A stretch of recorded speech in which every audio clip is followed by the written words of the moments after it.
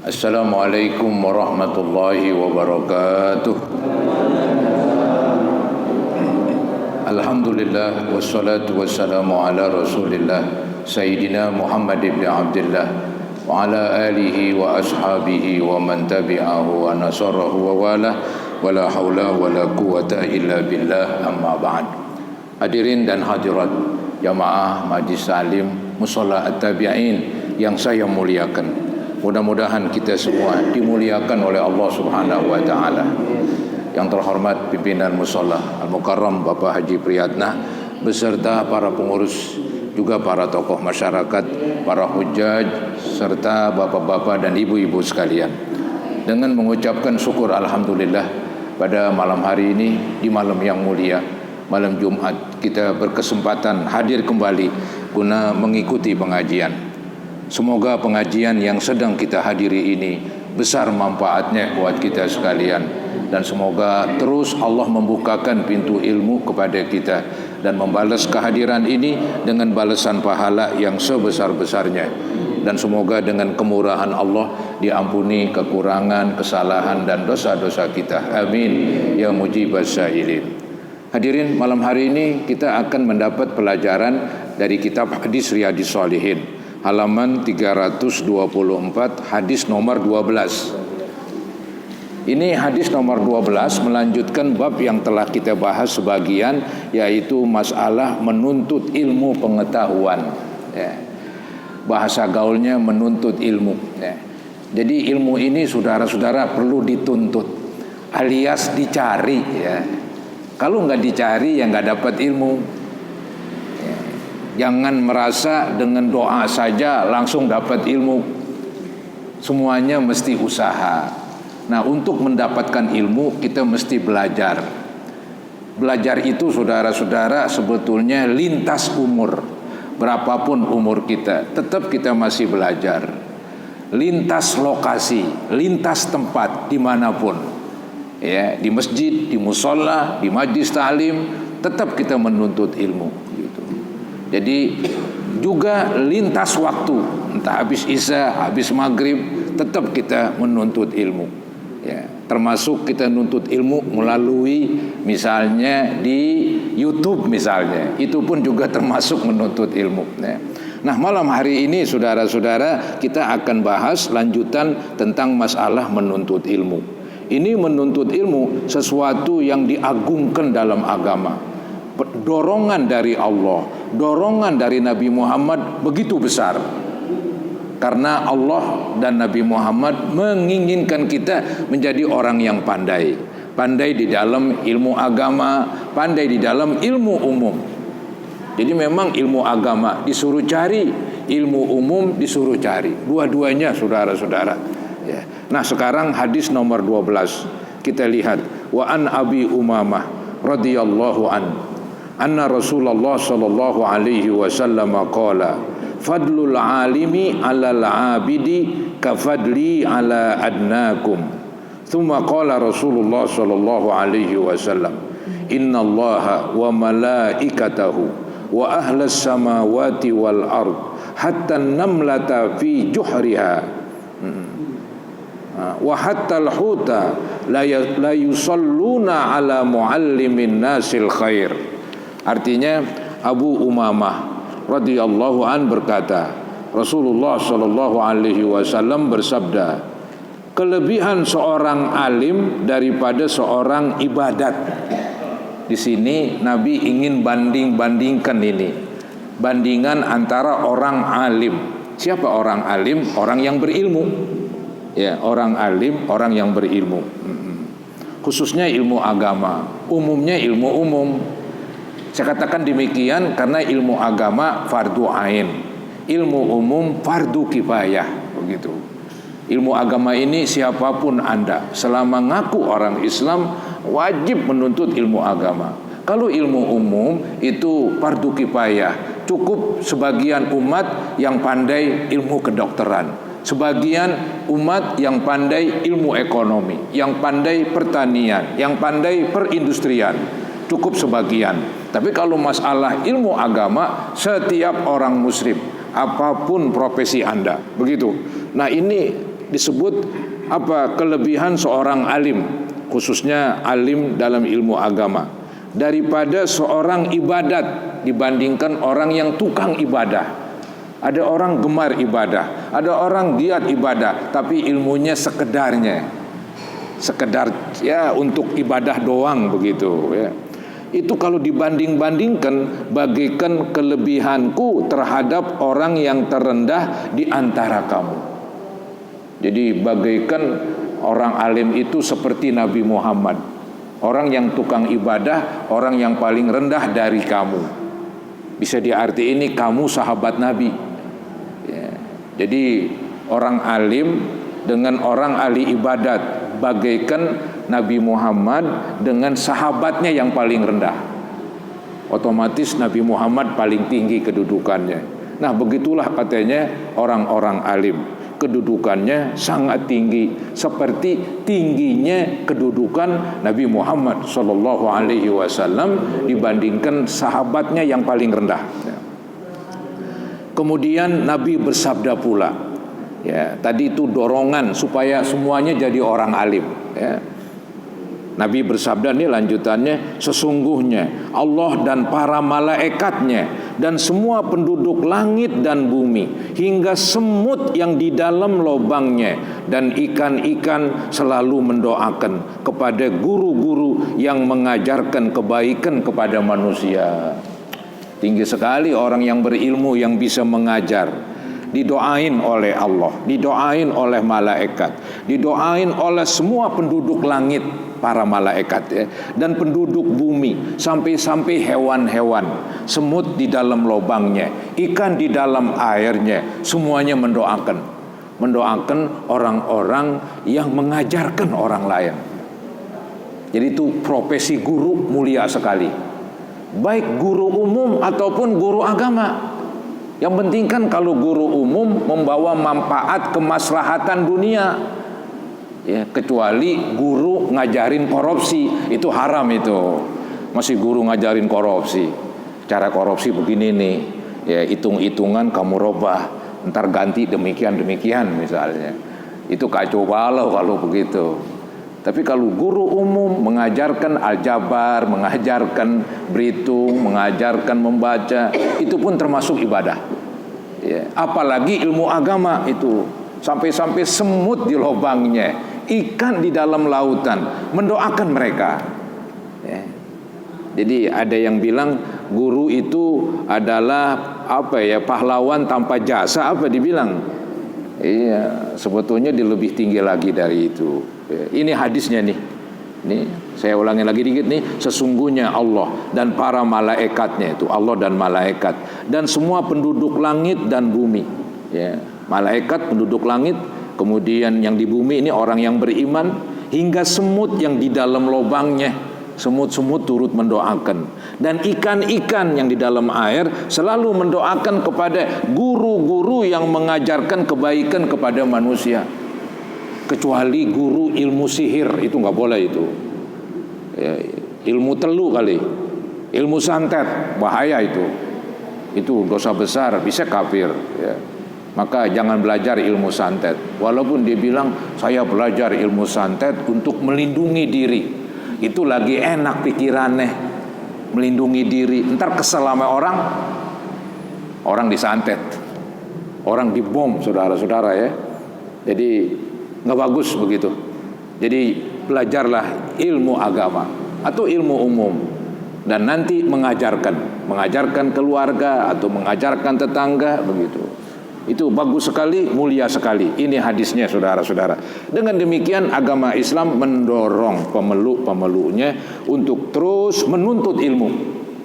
Nggak boleh berhenti walaupun umur kita sudah tua, walaupun kita udah punya cucu ya, menuntut ilmu melalui pengajian, melalui baca buku, melalui buka YouTube dan sebagainya.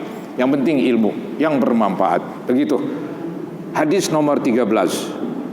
Wa an Abi Darda radhiyallahu anhu qala sami'tu Rasulullah sallallahu alaihi wasallam yaqul man salaka tariqan yabtaghi fihi ilman sahhalallahu lahu tariqan ilal jannah wa innal malaikata la tadau ajnihataha li talibil ilmi ridwan bima sana'a wa innal alima la yastaghfiru lahu man fis samawati wa man fil ard hatta al hitanu fil ma wa fadlul alimi 'alal 'abid ka fadlil qamari 'ala sairil kawakib wa innal ulama warathatul anbiya wa innal anbiya lam yuwarrithu dinaran wala dirhaman innama warrathul ilma faman akhadahu akhadha bihadzin wafir rawahu Abu Daud wa Tirmizi.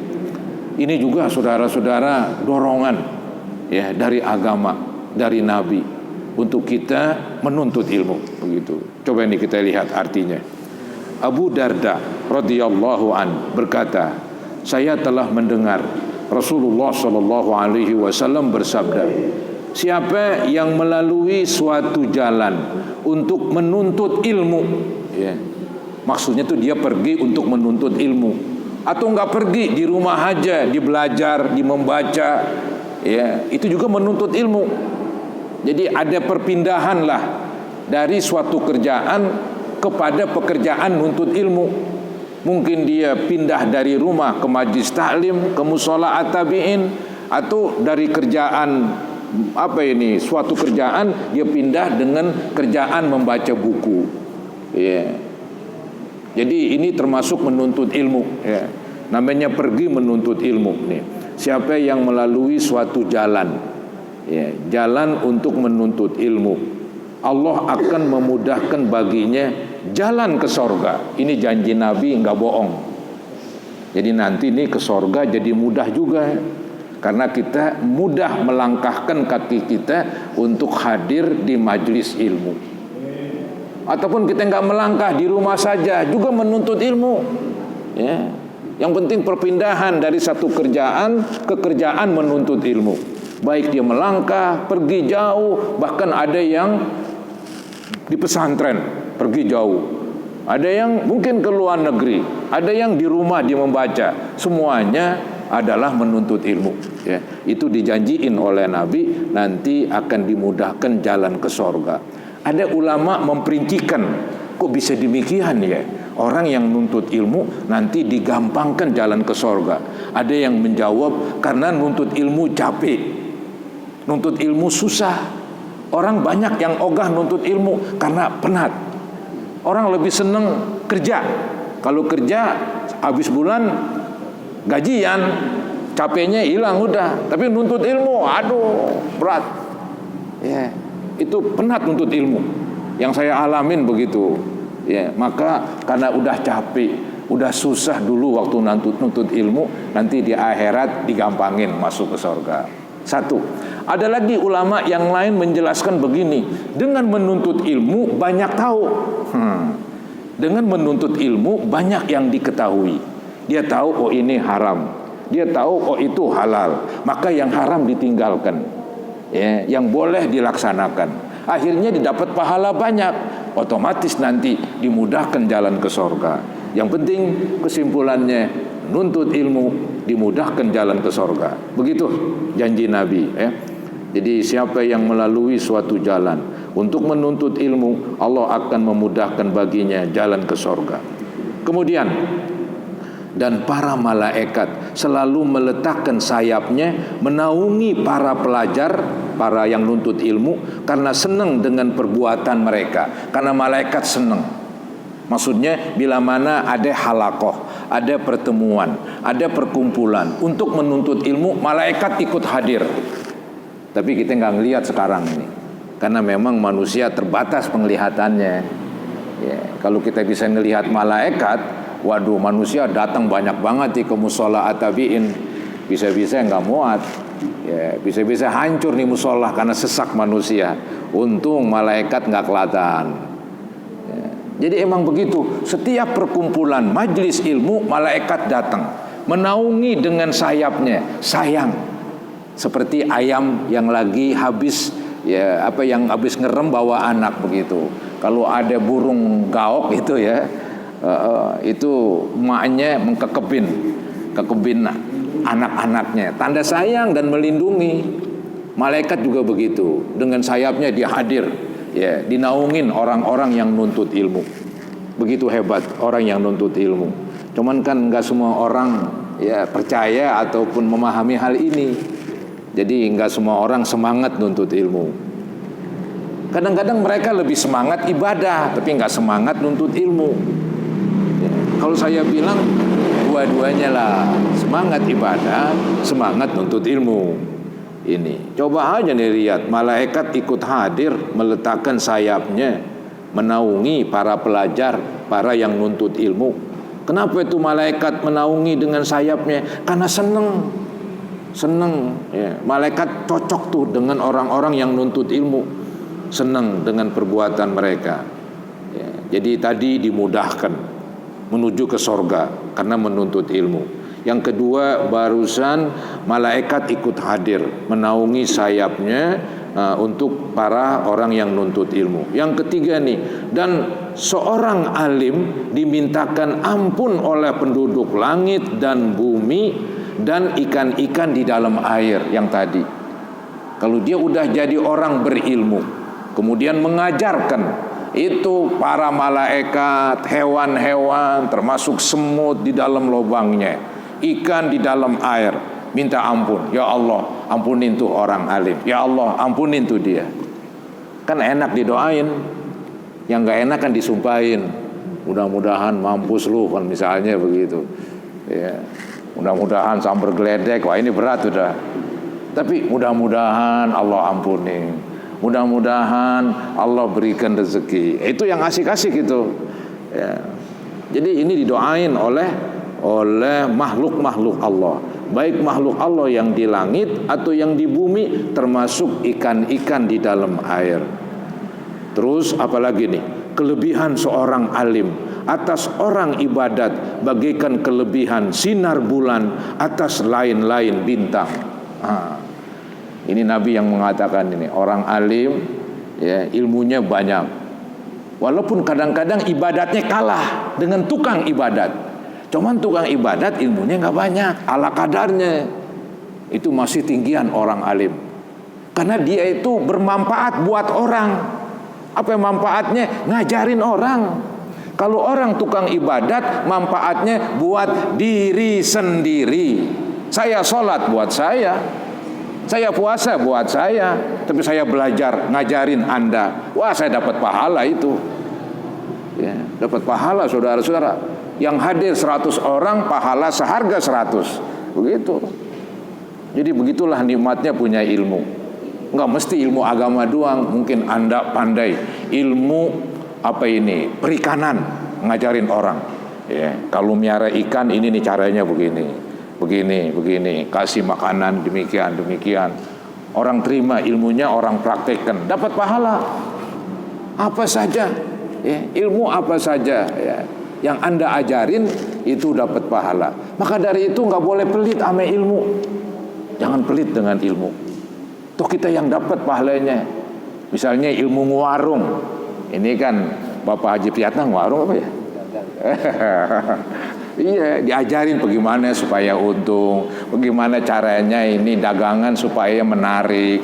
Ajarin orang misalnya, ada seseorang mau ngewarung juga datang, Pak saya pengen ngewarung, bagaimana sih ilmunya? Ya ajarin, dapat pahala saudara-saudara. Jadi bukan ilmu agama doang. Begitulah agama Islam, ya, memajukan pemeluk-pemeluknya, maju dalam ilmu agama, maju dalam ilmu dunia atau ilmu umum. Jadi kelebihan seorang alim atas orang ibadat bagaikan kelebihan sinar bulan atas lain-lain bintang. Kalau bulan udah keluar lebih-lebih tanggal 15, itu bukan bulan sabit saja, tapi udah bulan purnama, bintang nggak kelihatan dah. Kalau gelap bintang kelihatan. Ya, tapi kalau terang bulan tanggal 15 udah dah. Bintang-bintang yang banyak bertaburan di langit itu nggak kelihatan sinarnya. Ya, begitulah gambaran orang alim dibandingkan tukang ibadah. Ya, bukan dibandingkan tukang nakal, apalagi ya preman. Enggak lah, ini dibandingkan tukang ibadah, masih kalah tuh tukang ibadah. Ya. Kemudian, dan sesungguhnya ulama atau guru-guru sebagai waris dari nabi-nabi. Jadi Nabi Muhammad adalah nabi terakhir. Setelah Nabi Muhammad nggak ada nabi lagi, tapi Nabi Muhammad punya ahli waris. Siapa ahli warisnya? Ulama-ulama. Karena ilmu agama diserap oleh mereka. Ilmu agama diserap oleh para ulama. Nanti para ulama ngajarin. Maka Nabi Muhammad SAW mengatakan al-ulama warasatul anbiya.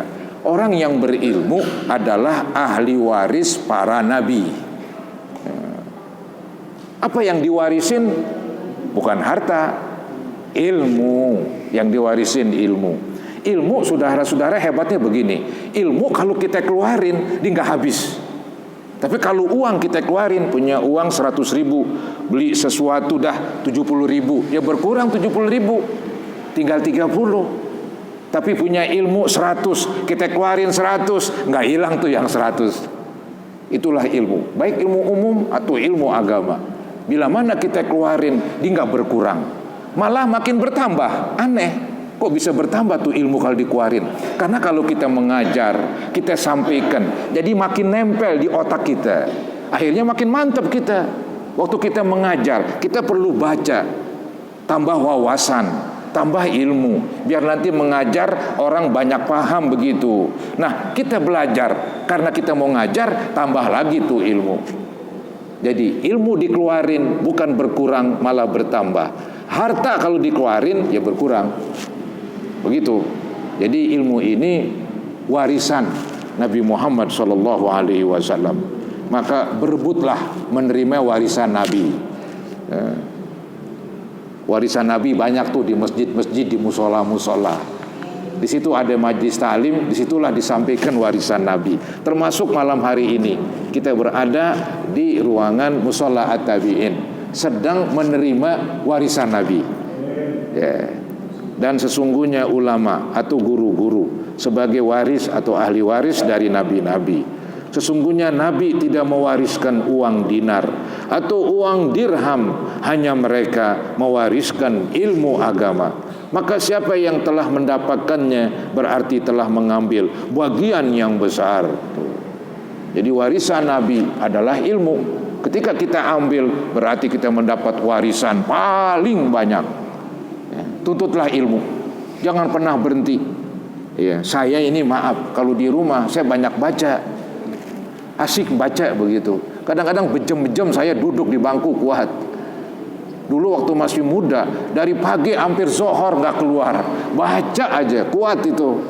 Sekarang udah tua, baru setengah jam gelisah keluar. Ya, entar sedikit lagi balik lagi. Ya, entar setengah jam gelisah lagi, keluar lagi, muter-muter di sekitar rumah aja. Udah tua soalnya. Belajar asik, saudara-saudara. Saya merasakan lebih gurih dari makanan yang enak. Itu belajar. Karena udah nikmat begitu. Samalah dengan tukang yang ngerokok, karena sering ngerokok dibilang ngerokok asik. Tapi yang nggak pernah ngerokok dibilang rokok, aduh batuk. Rokok bau. Rokok nggak enak. Tapi yang tukang ngerokok, mendingan saya nggak makan daripada nggak ngerokok. Begitu ngomongnya. Udah keasikan para hadirin. Ya. Jadi nuntut ilmu, nggak boleh berhenti. Belajar. Baca di rumah, asik. Ya, asik saudara-saudara nyari ilmu. Yang bagus tuh pahalanya kita harapkan dari Allah. Ya. Baik, selanjutnya tadi hadis riwayat Abu Daud At-Tirmizi. Hadis nomor 14. Wa an ibni Mas'udin radhiyallahu anhu qala sami'tu Rasulullah sallallahu alaihi wasallam yaqul naddarallahu ra'an sami'a minna syai'an faballaghahu kama sami'ahu farubba muballighin aw amin sami'in. Rawahu Tirmizi. Artinya Ibnu Mas'ud radhiyallahu an berkata, saya telah mendengar Rasulullah SAW bersabda, Allah akan memberi cahaya yang berkilauan pada seorang yang telah mendengar ajaranku. Maksudnya itu yang dulu para sahabat Nabi mendengarkan hadis Nabi. Itu Nabi janjiin, nanti di hari kiamat mukanya berkilauan, mukanya bersinar. Ya, Nabi doakan itu, yang mendengarkan hadis Nabi, yang mendengarkan petuah-petuah Nabi, ya, diharapkan nanti Allah buat mukanya bersinar. Itu Allah akan memberi cahaya yang berkilauan pada seorang yang telah mendengar ajaranku, ya. Tapi nggak mesti di zaman Nabi, termasuk sekarang nih Anda mendengarkan saya, ya, itu Nabi doakan yang mendengarkan, ya mudah-mudahan mukanya nanti berkilauan di akhirat, bersinar begitu. Nah, karena dia mendengar ajaran tersebut, mendengar hadis, mendengar ayat Quran, lalu disampaikannya kepada orang lain. Nah, ini dia mulai mengajar ini, menyampaikan kepada orang lain sebagaimana pendengarannya. Maksudnya apa yang didengar disampaikan kepada orang lain, tidak dikurangin, tidak dikurangin tuh apa yang didengar. Istilahnya nggak dikorupsiin lah begitu. Apa yang didengar dari Nabi, apa yang didengar dari hadis-hadis, yang didengar dari ayat-ayat Quran disampaikan. Kemudian lanjutannya, ada kalanya orang yang disampaikan padanya lebih mengerti daripada pendengar itu sendiri. Maksudnya apa ini? Maksudnya boleh jadi yang tidak mendengarkan langsung lebih pinter, lebih paham daripada yang mendengarkan langsung. Ya, misalnya ini sahabat Nabi mendengar sabda Nabi, disampaikan kepada sahabat yang lain, kepada orang lain. Tapi kan yang mendengar pertama kali belum tentu kepahamannya luas dan dalam. Jangan-jangan orang yang kedua lebih paham, lebih dalam pemahamannya ketimbang yang mendengar langsung. Nah, inilah gunanya menyampaikan. Inilah gunanya menyampaikan. Boleh jadi orang yang kita sampaikan lebih pintar nanti. Ketika dipahamin, direnungin, dihayati, dipikirin, dia lebih pintar daripada saya yang menyampaikan.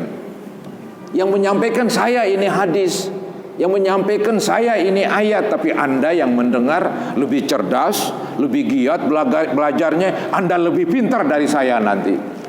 Begitu dalam agama, ya. Jadi nggak mustahil murid lebih pintar dari gurunya. Bisa jadi, ya, Allah berikan dia kecerdasan, Allah berikan dia kepahaman yang mantap, sehingga dia lebih pandai mengupasnya, lebih pandai di dalam memahaminya, lebih bisa menyampaikan kepada orang lain dibandingkan yang pertama kali mendengar dan menyampaikan. Begitu saudara-saudara. Jadi dari sinilah disuruh sampaikan ilmu Nabi.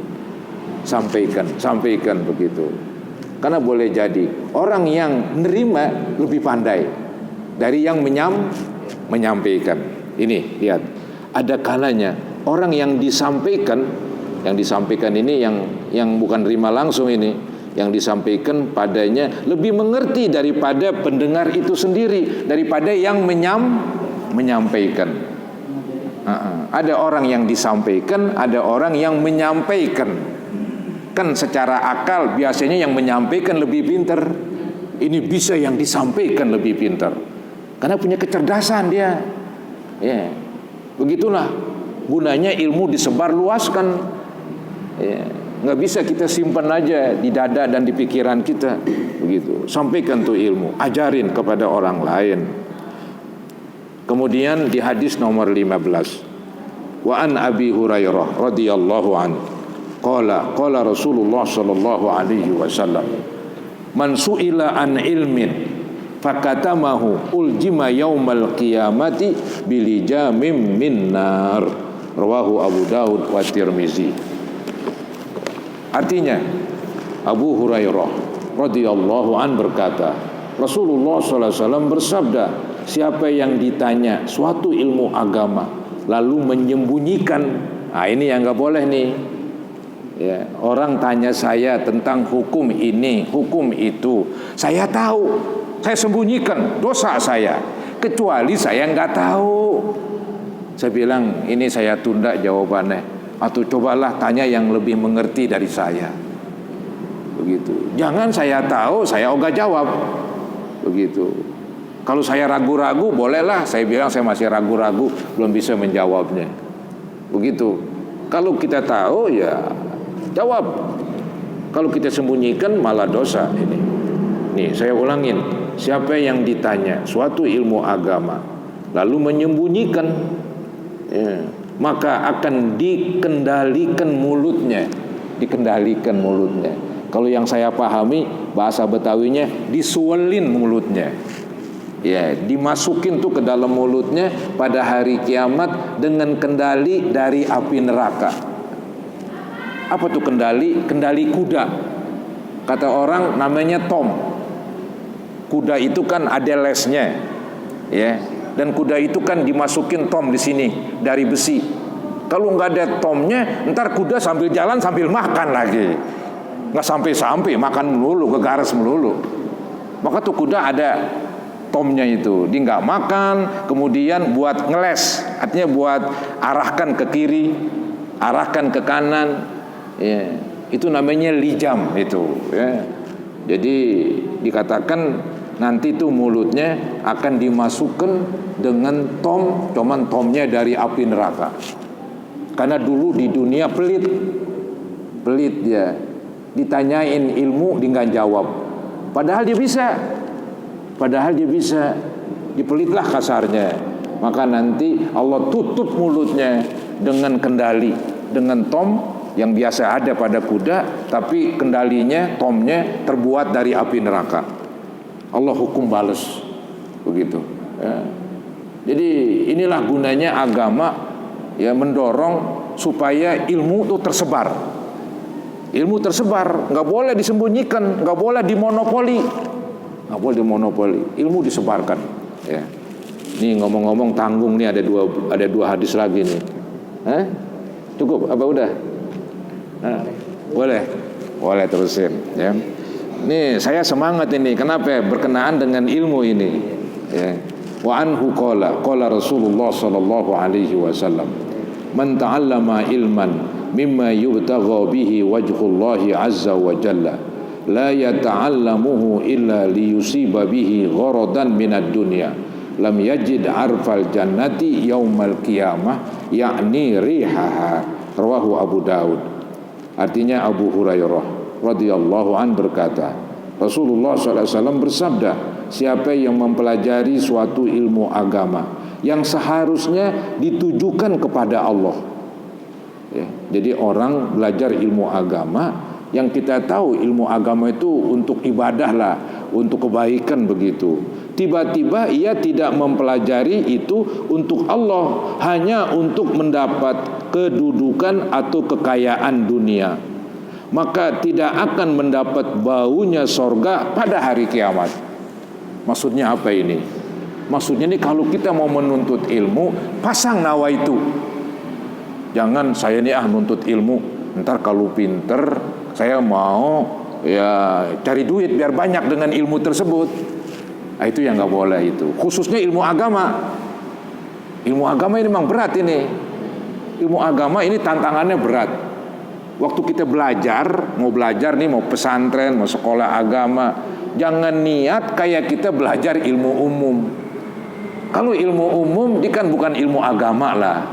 Misalnya orang belajar ilmu dokter, ya, kedokteran, ya, dengan niat nanti jadi dokter, orang bayar, saya kan spesialis, ya, apalagi saya operasi, itu bayarannya gedean begitu. Ntar saya jadi orang kaya begitu. Saya mau belajar ilmu kedokteran, karena ilmu kedokteran nanti akan menghasilkan uang. Ya nggak ada pahalanya emang. Walaupun itu ilmu umum nggak ada pahalanya lah. Coba saya belajar ilmu kedokteran, nawaitunya untuk membantu orang-orang lemah, begitu. Wah itu keren itu. Tapi dia niat tujuannya untuk mencari uang. Ya udah dapat ilmu kedokterannya, tapi nggak dapat pahala, begitu aja. Nah ilmu agama lebih-lebih lagi. Ya, belajar alif ba, belajar Al-Quran, belajar hadis, belajar tafsir, belajar fikih. Ketika kita belajar, jangan nawaitu mau cari duit dari ilmu tersebut, bahaya. Yang penting kita belajar, pertama menghilangkan kebodohan, kedua menyebarkan ilmu agama. Ntar masalah rezeki terserah Allah. Ini yang berat, ini memang tantangannya berat. Maka orang ogah-ogahan untuk ilmu agama karena berat tantangannya. Ya. Nah nanti kalau di ngajar dibagi silakan ambil, nggak apa-apa. Yang penting waktu sekolah, waktu nyari ilmu jangan nawa itu untuk dunia. Nggak bisa dah. Ya, jelek itu. Itu Nabi larang. Berat tantangannya memang. Kalau ilmu umum ya masih nggak apa-apa lah kesimpulannya. Ya, kalau ilmu agama nih nggak boleh ini. Ya, tapi bukan berarti dia seorang guru nanti nggak boleh nerima gaji. Anggap dia ngajar di SD, ngajar di SMP, sanawiyah, nggak boleh gaji. Silakan. Gaji itu untuk membantu membiayai operasionalnya. Dia ngajar, akhirnya kan dia kan nggak mencari uang, nggak ngojek, nggak ngapa begitu. Jadi ya dikasih gaji ya ambil. Jadi uang tersebut untuk membantu membiayai operasionalnya. Dia mengajar, dia butuh uang, belum lagi menutupi kebutuhan keluarga. Itu enggak apa-apa, itu orang kasih. Tapi yang penting satu tuh, waktu nuntut ilmu jangan nawaitunya ke sana. Jangan nawaitunya untuk mendapatkan kekayaan. Jelek, ya. Terakhir nomor 17. Wa an Abdullah bin Amr bin As radhiyallahu anhu qala sami'tu Rasulullah sallallahu alaihi wasallam yaqul innallaha la yaqbidul ilma intiza'an yantazi'uhu minan nas walaki yaqbidul ilma biqabdil ulama hatta idza lam yubqi aliman ittakhazan nasu ru'usan juhala fasu'ilu fa'abtau bighairi ilmin fadallu wa adallu muttafaqun alaih. Artinya Abdullah bin Amr bin Al-As radhiyallahu anhuma berkata, saya telah mendengar Rasulullah sallallahu alaihi wasallam bersabda, sesungguhnya Allah tidak akan mencabut ilmu pengetahuan dari orang-orang begitu saja, tetapi akan mencabutnya dengan matinya orang-orang alim. Jadi ilmu akan hilang bila mana yang berilmu meninggal dunia. Maka sebelum yang berilmu meninggal dunia, tuntutlah ilmu, begitu. Ya, ilmu ini Allah bilang nanti akan dicabut oleh Allah. Ya, dicabut. Caranya bagaimana? Yang alim-alim meninggal, akhirnya maaf semuanya yang bodoh-bodoh begitu. Akibat semua yang bodoh-bodoh, nanti ketika ditanya agama, jawabannya juga salah. Akhirnya dia yang jawab sesat, yang mendengarkan sesat juga. Namanya sesat menyesatkan. Itu bahayanya. Jadi tuntutlah ilmu sebelum orang alim meninggal dunia. Kalau orang alim meninggal dunia berarti ilmunya tercabut, makin berkurang. Ya. Jadi kita saksikan begitu di Jakarta dulu banyak orang alim, orang hebat-hebat meninggal. Ya mungkin gantinya nggak sama lah, begitu. Nanti akhir-akhirnya mengecil ilmu, makin dikit. Entah yang tinggal maaf orang bodoh doang. Di ngaco dah, jawabannya sembarangan. Ya. Nih, sesungguhnya Allah tidak akan mencabut ilmu pengetahuan dari orang-orang begitu saja, tetapi akan mencabutnya dengan matinya orang-orang alim. Hingga apabila telah habis orang-orang alim, maka orang-orang akan mengangkat orang-orang yang bodoh untuk memimpin mereka. Orang alim habis, nanti pemimpinnya orang yang bodoh katanya. Maka jika ditanya akan memberikan fatwanya tidak berdasarkan ilmu pengetahuan. Nanti jawaban bukan berdasarkan ilmu agama, tapi berdasarkan pemikiran dia aja. Ya. Akan menjawab dengan kebodohan hingga sesat dan menyesatkan. Tuh. Jadi orang yang menjawab sesat, yang bertanya sesat juga, namanya sesat menyesatkan. Gara-gara orang alim sudah nggak ada. Ya, akibatnya hanya orang-orang bodoh. Ketika orang bodoh ditanya, jawabannya sembarangan. Ketika jawab sembarangan, yang jawab sesat, yang terima jawaban sesat juga, namanya sesat menyesatkan. Kacau kalau begitu dunia, kiamat dah setelah itu. Sekarang masih belum kali, masih banyak orang alim. Ya, mudah-mudahan Ini yang hadir nih jadi orang alim semua ini. Kalau bapak nggak jadi orang alim, mudah-mudahan anaknya. Kalau nggak anaknya mungkin amin ya robbal. Itu harapan kita, itu harapan saya ya. Cukuplah para hadirin, cukup banyak pelajaran yang saya sampaikan dari kitab hadis Riyadhus Shalihin. Semuanya berkenaan ilmu ya. Maka dari itu cobalah kita semangat nuntut ilmu, khususnya yang dekat-dekat nih, yang dekat-dekat dari musola at-tabi'in. Masih yang jauh kita mengharapkan begitu. Yang dekat-dekat kita ramaikan, kita makmurkan musola kita yang megah dengan pengajian-pengajian. Insya Allah kan gak lama pengajian, paling lama 1 jam, 3/4, setengah jam selesai. Jadi kita masih tetap bisa melaksanakan dunia kita ya. Kali juga ini pengajian lama banget, orang gelisah. Tidak, ya paling setengah jam, 3/4 ya.